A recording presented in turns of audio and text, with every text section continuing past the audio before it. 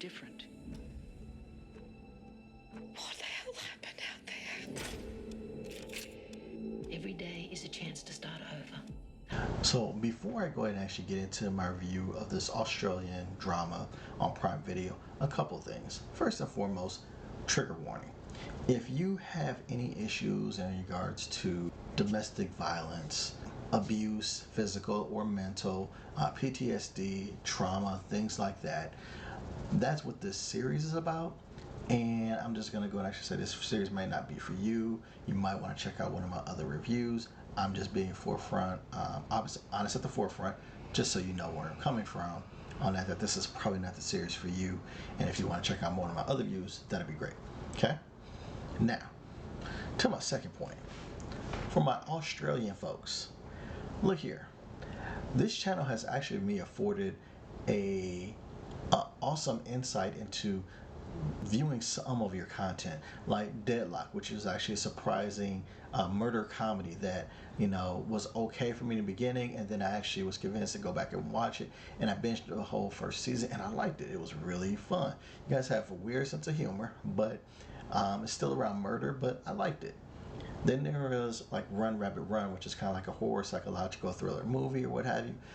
I didn't particularly like it, but it was okay. It was very well made. I just didn't particularly like it. Then there was The Clearing, which is actually based off of like a cult type of thing that went on, I think like in the 70s or so down there, and dealt with like psychological trauma and things like that, and it was just like really deep, right?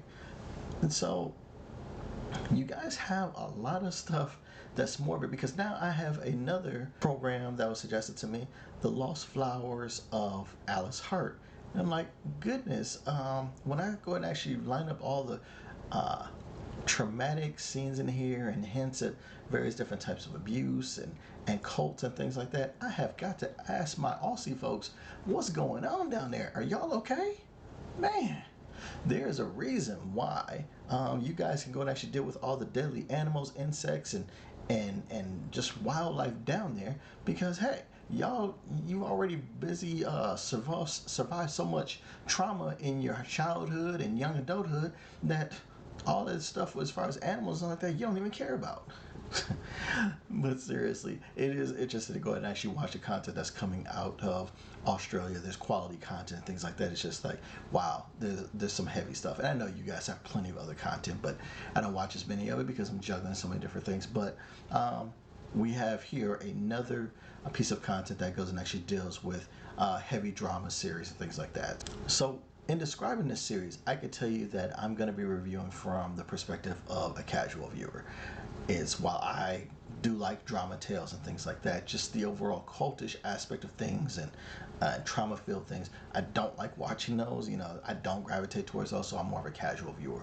But I will go ahead and actually give due process also to main target audience who this is actually featured for, and try and go and actually give their perspective as well. Because I feel like you definitely need to go and actually know the perspective of your reviewer to go and actually make an educated decision for yourself.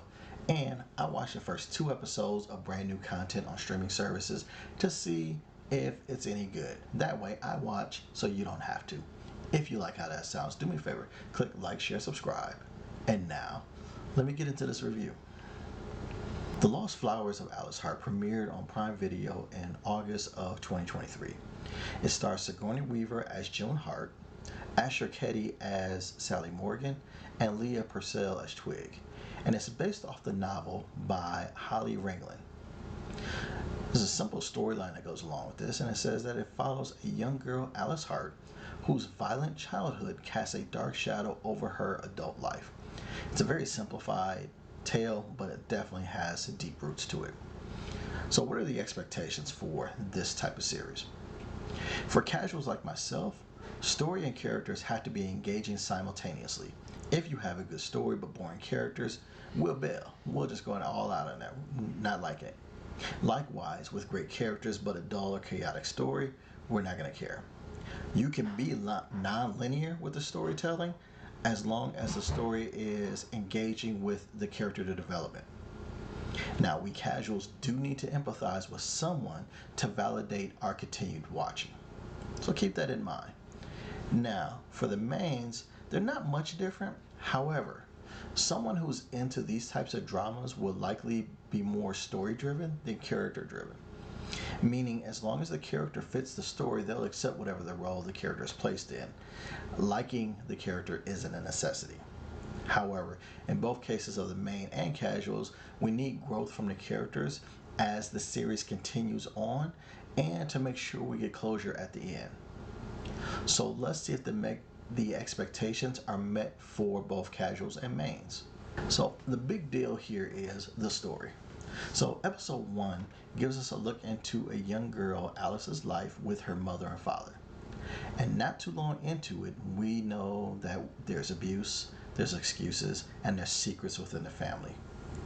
There's also some daydreaming and fantasy going on here and there, and that's the way that sometimes we reframe some of the memories and or the goings on. And the makers of the movie and probably the author of the book have done this to go ahead and actually convey a little bit more information to get us deeper into the mindset of what's going on with the characters while this is going on. And it's an interesting thing that they've chosen to do on there, and it works here. Now, the way that the story is told is we slowly get layers of what's going on, not only with Alice, but other supporting characters that will become important later. So there's a slow unfurling of things that have happened, that are currently happening, and things that have happened in the past that really drive the motivation going forward. Again, this is a non-linear story, so we're going to go back and forth between the past and the present to tell this full entire story. Now, in episode 2, there's recovery from an incident, and it's where we start to get more questions about Alice's mom and dad, and their mom, how they grew up, and so much more. And if you caught what I said there, you'll understand why there was that pause there, and yes, that is going to be a factor going forward. Now, I will just tell you that the storytelling here is masterful of unfurling the situations, the people, the events, the trauma, etc. in a very slow, deliberate way, very much like a flower. I believe a main target audience member will be on board from nearly the beginning because of the way that the story just is laid out there, and it's very intriguing and engaging from the very beginning. Now, casuals may lose focus from time to time in both episodes, as again, everything is a slow burn. So casuals are going to need to exercise patience to watch this. Now, what about the acting? There are not any bad performances in this series at all. The worst acting is probably just a decent level of acting. It's not like excellent or anything like that, but I couldn't find anybody that was bad in this particular, at least in the first 2 episodes here. There are some very good ones to point out. Sigourney Weaver as the grandmother is excellent in showing a strong leader type, but also showing vulnerability in certain situations. And her motivations go back and forth from us empathizing with her to no, she's not a good person. And you kind of toggle back and forth between that characterization of her. Asher Ketty does a great job of portraying Sally Morgan, a local librarian who becomes more entangled into Alice's life as it goes along. And the last shout out goes to Ayala Brown as young Alice. That little girl makes you feel for Alice from the very start.